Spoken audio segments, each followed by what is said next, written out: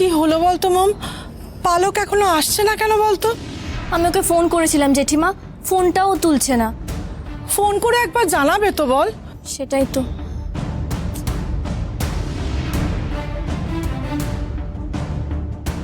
জেঠিমা তুমি টেনশন করো না, ও হয়তো এক্ষুনি আসবে।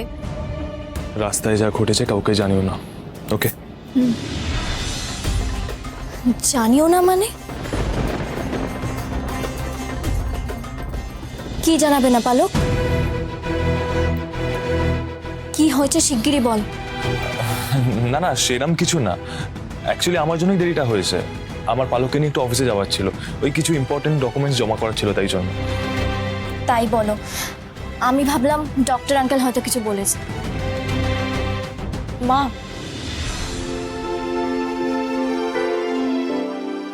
পালক, ডাক্তার কি বললেন রে? চিন্তার কিছু নেই তো? না না, সেরকম কিছু বলেননি উনি। বললেন যে ভালো করে রেস্ট নিতে হবে, আর টেনশন স্ট্রেস এগুলো একদম নেওয়া যাবে না, আর খাওয়া দাওয়া ভালো করে করতে হবে, আর ডায়েট চার্টও বানিয়ে দিয়েছেন উনি।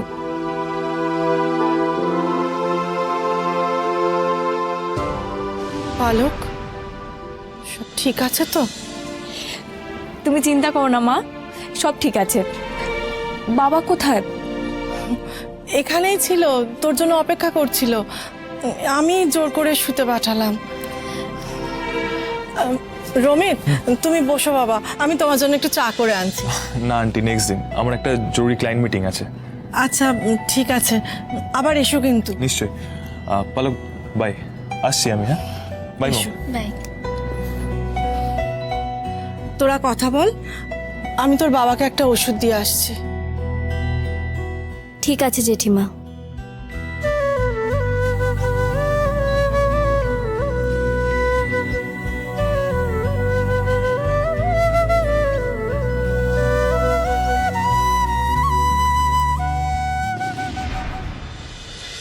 পালক, এবার বল তো কি হয়েছে?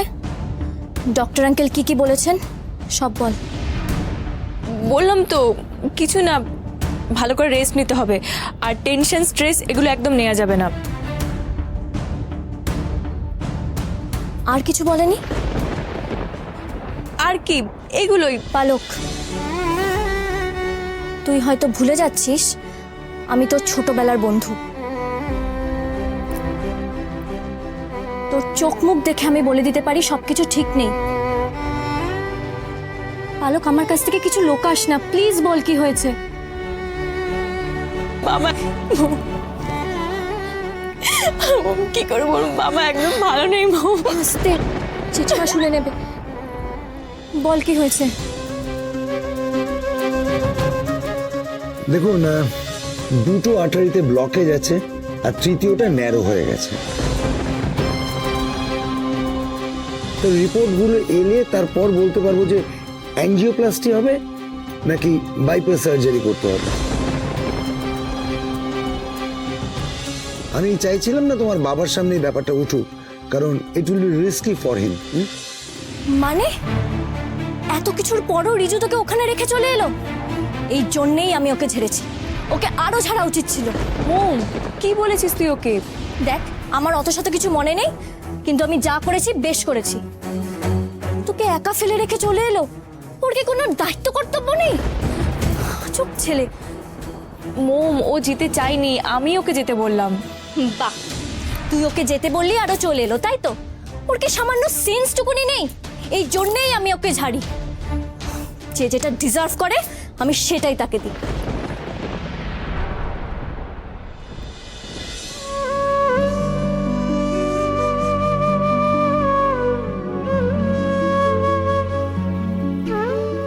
হ্যাঁ রিজু, কিরে? হ্যাঁ, তুই কোথায় গিয়েছিলিস? আমার চিন্তায় চিন্তায় আমি টেনশনে পড়ে গেছি তো। বাবা আমি অ্যাকচুয়ালি আরে ঠিক আছে, সারাদিন খাওয়া হয়নি তো, মুখ দেখেই বুঝতে পারছি আমার সুন্দর ছেলেটার মুখটা একেবারে মানে চুপসে গেছে, আঙুরের মতন টুসটুসে মুখটা চুপসে একেবারে কিসমিস হয়ে গেছে গো। হ্যাঁ, কোথায় গেছিলি বাবা? চিড়িয়াখানায় গেছিলিস নাকি? আমি মোমের বাড়িতে ছিলাম। ও একই ব্যাপার হলো, ঝগড়া করেছিস? ঝগড়া করেছিস তো? কি হয়েছে বাবা, কি হয়েছে? তুমি জানো কি হয়েছে আজকে? কি বল বল বল শুনি। মোম আমাকে পালকের সাথে ডাক্তারের ওখানে পাঠিয়েছিল। আচ্ছা। তখন মা আমাকে ফোন করে বললো যে তুই এক্ষুনি বাড়িতে চলে, একটা আর্জেন্ট কাজ আছে। আর পালককে ওখানে একা ফেলে আসার জন্য মোম আমাকে যা নয় তাই বললো। আচ্ছা আচ্ছা ঠিক আছে। আচ্ছা বাবা, তুমি আমাকে বলো তো আমার দোষটা কত? তোর কোনো দোষ নেই, তোর একটাই দোষ, তুই দুজনের মাঝখানে পড়ে না পাটি চাপটা হয়ে যাচ্ছিস। মাথা গরম করিস না, মাথা গরম করিস না, আমি আছি তো। হ্যাঁ না, আসলে কি জানিস, মোম আজকে তোর সঙ্গে যেটা করছে না সেটা তোর মা আমার সঙ্গে সারা জীবন ধরে করে গেছে, এখনো করছে। তবে আমি তোকে কিচ্ছু হতে দেবো না, তোকে আগলে রাখবো, আমার বুক দিয়ে আগলে রাখবো তোকে, নিলেই নিস। কাউকে ছুঁতে দেব না তোকে, সবার কাছ থেকে দূরে সরিয়ে নিয়ে যাব আমি তোকে। ওরে তুই যে আমার পরশ পাথর রে, ঠেকালি সোনা।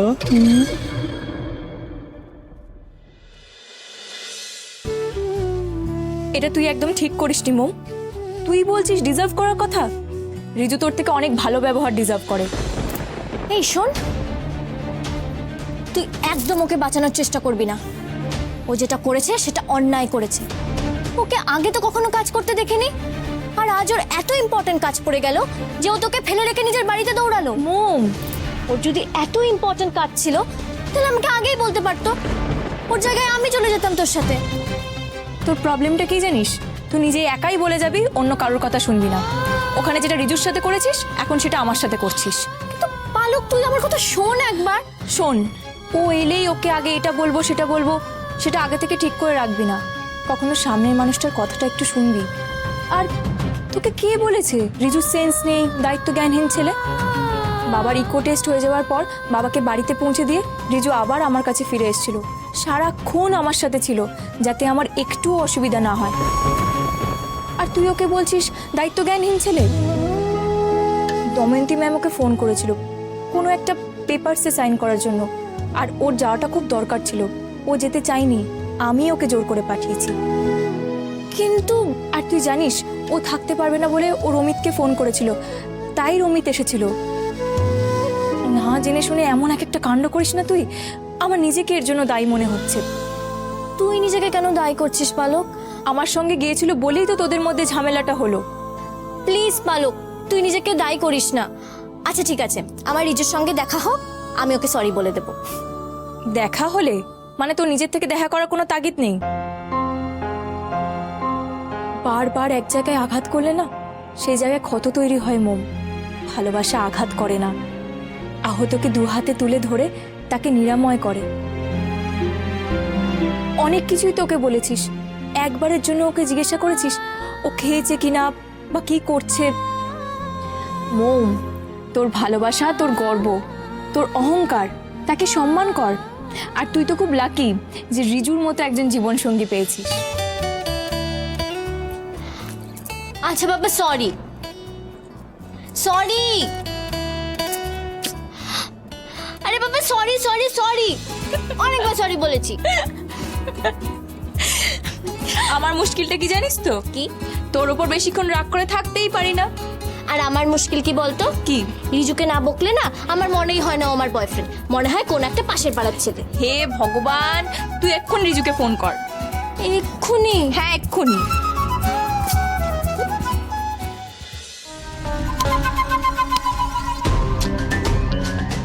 তোর আর মোমের মধ্যে ঝামেলাতে তোদের প্রেমের মোমবাতি নিবু নিবু হয়ে যাচ্ছে। এর জন্য দায়ী কে জানিস? তোর মা। মা? মা কেন দায়ী হবে? এই রে, এই ছেলেটাকে দেখছি একেবারে রামায়ণ মহাভারত থেকে নিয়ে শুরু করতে হবে গো। সব কিছুর মূলত ওই মাই দায়ী। বাবা যাক, আমি খুব সহজ ভাবে ব্যাখ্যা করে দিই তোকে। এই ধর, এই ঘরের আলোটা নিভে গেল, তুই কি দেখতে যাবি? ফিউজ দেখতে যাবি। ফিউজ ঠিক তো লাইট ঠিক, একই ব্যাপার। ওই ছেলের গলা জড়িয়ে ছবি দিলেই মা হওয়া যায় না রে। ধীরে ছেলের গলা জড়িয়ে ছবি দিয়ে দিল, আমি মা মা। হাহ। আরে বাবা, তার জন্য না ছেলের ইমোশন বুঝতে হয়, সেন্টিমেন্ট বুঝতে হয়, তাহলেই ছেলের প্রমোশন হয়। নালে ওই 30 বছর বয়সও না 4 বছরের ছেলের মতন মায়ের আঁচল ধরে ঘুরবে। আমি যদি অবশ্য তোর মায়ের জায়গায় থাকতাম এটা হতে দিতে পারতাম না। না বাবা, অ্যাকচুয়ালি মা হয়তো অত ভেবেচিন্তে কিছু করেনি, সিরিয়াসলি হয়তো কিছু দরকার ছিল। এটাই তো আমি এতক্ষণ ধরে তোকে বলার চেষ্টা করছি বাবা। তোর মা কোনো কাজই ভেবে চিন্তে করে না রে, শুধু নিজের দরকারের কথাটাই ভাবে। নিজের কাজ হয়ে গেল ব্যাস, তোমাকে আর দরকার নেই। শোন, বাবা হবি তো একদিন, তখন বুঝবি সন্তান হলো শরীরের হার্ট, লাং, কিডনি, ওদের সবসময় যত্নে রাখতে হবে, সবসময়, না হলে শরীর বিগড়ে যাবে। যাকে এত কিছু ভেবে লাভ নেই, জুতোর সোল খুলে গেছে, এখন হাফ সোল মারতে হবে। মানে তোমার সোল খুলে হাতে চলে এসছে, এখন সেটাকে যথাস্থানে বসাতে হবে। টেনশন করিস না, এরকম অপারেশন আমি অনেক করে নিয়েছি, দরকার পড়লে আমি মোমের সঙ্গে ফোনে কথা বলে নেব। বাবা, তুমি মোমের সঙ্গে কথা বলবে? হ্যাঁ বলবো। সবসময় কি তোর মাই ঝামেলা মেটাবে? বাবাটাকে এখনো চিনি না রে, এখন থেকে তো সব ঝামেলা তোরই বাবা মেটাবে। বাবার জায়গা সবার উপরে। পুরাণে মায়েদের সম্পর্কে কি বলেছে? জননী জন্মভূমিষ্য স্বর্গাদপি গরীয়সী, মোট 4খানা শব্দ। আর বাবাদের সম্পর্কে কি বলেছে আমি বলছি, তুই গণ। পিতরি প্রীতিমা পণ্যে প্রিয়ন্তে সর্বদেবতা। কটা হলো? 13টা। ও লাভলি।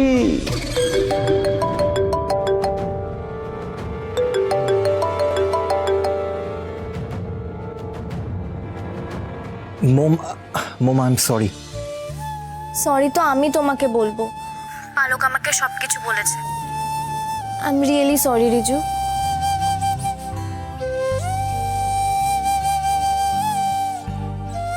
বাবা, আমি একটু মোমের সাথে ঘরে গিয়ে কথা বলছি। এই বয়সেই তো প্রিভিয়াসই দরকার। যাও বাবা, যা যা যা। হ্যাঁ, হ্যালো।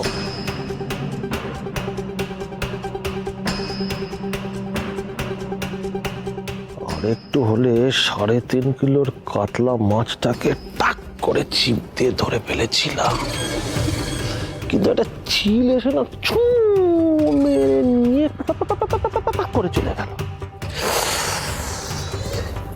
আমার আর মাছের মাথা দিয়ে ডাল খাওয়া হলো না। যাই একটু সেবন করি।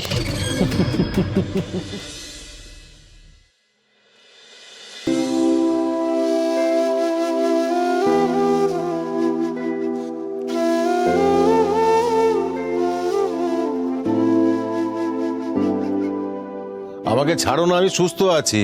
পালক, পালক এসে গেছে, আমাকে বলবে তো আগে। হ্যাঁ বাবা। পালক, এসে গেছিস? তুমি আবার উঠে এলে কেন? আরে দেখ না, শুনেছে তুই অনেকক্ষণ আগে ফিরেছিস, তোর সাথে কথা বলার জন্য ব্যস্ত হয়ে পড়লো। তুমি একদম চিন্তা করো না বাবা, ডাক্তার তোমার রিপোর্ট দেখেছেন, সেরকম ভয়ের কিচ্ছু নেই, তুমি তাড়াতাড়ি ভালো হয়ে যাবে। আমি তো জানি রিপোর্টে কিচ্ছু পাবে না। আরে কিছু হলে তবে তো পাবে। আমি তো তোর মাকে বলছিলাম, দেখো ও ডাক্তারি রিপোর্টে কিচ্ছু পাওয়া যাবে না। আমি বলেছি। দেখুন, 2টো আর্টারিতে ব্লকেজ আছে আর 3য়টা ন্যারো হয়ে গেছে। এরে পালক, ডাক্তার এই কথাগুলোই বলেছে তো? হ্যাঁ। আরে আমার কিছু হলে আমি জানবো না? এই রিপোর্টগুলো কোথায় দেখি, রিপোর্টে কি লিখেছে, রিপোর্টগুলো দেখে। রিপোর্টগুলো নিয়ে কি করবে? আরে আমি দেখ, সব ঠিক আছে তো? হ্যাঁ বাবা, সব ঠিক আছে। তাহলে দে, আমি দেখি একবার। আরে ছাড়ো না। আহা, ও যখন বলছে তখন তুমি একটু শান্ত হয়ে বসো তো। আমি বসো। শান্তই আছি, আমি আবার অশান্ত হব? এইসব ক্ষেত্রে ব্যাপারটা বাইরে থেকে বোঝা যায় না, মনে হয় এভরিথিং ইজ ওকে, বাট ভেতরে ভেতরে অসুখটা থাবা বসাতে শুরু করে। আর ওনার ক্ষেত্রে থাবাটা একটু বেশি বসিয়েছে। আরে পালক কি ভাবছিস? আরে রিপোর্টে ভয়ের কিচ্ছু নেই, আমি জানি।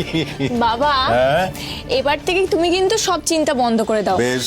যখন আমি ছোট ছিলাম তখন আমাকে কিছু ভাবতে দিতে না, এখন আমি বড় হয়ে গেছি, চাকরি করছি, এবার থেকে আমি ভাববো, আর তুমি শুধু বসে বসে রেস্ট নেবে। দেখেছো আমাদের মেয়ে কেমন বড় হয়ে গেছে, আমাদের দায়িত্ব নিতে চাইছে। মেয়ে যখন বড় হয়ে যায় তখন কিন্তু সে বাবার কাছে মেয়ে নয়, মা। জানি তো, সেই জন্যই তো তোকে আমি সবসময় মা বলে ডাকি।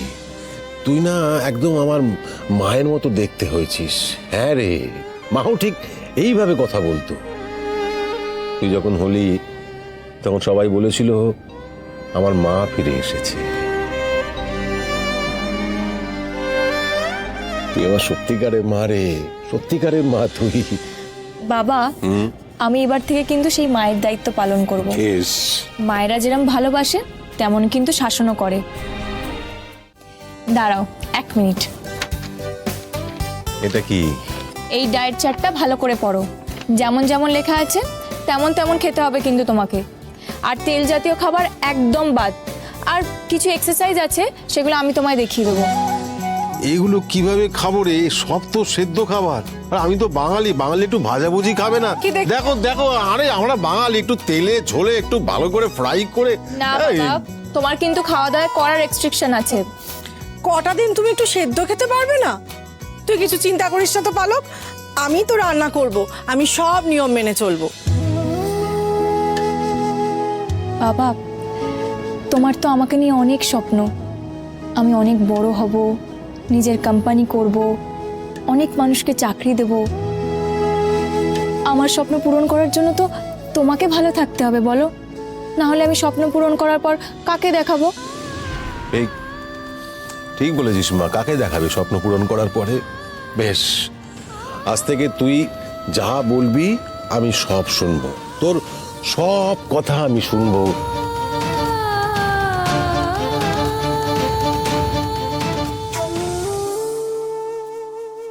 বাবা আজ থেকে তোমাকে বাঁচানোর লড়াই শুরু হলো আমার। জানি না, সত্যিই জানি না জিততে পারবো কিনা, কিন্তু শেষ পর্যন্ত লড়বো।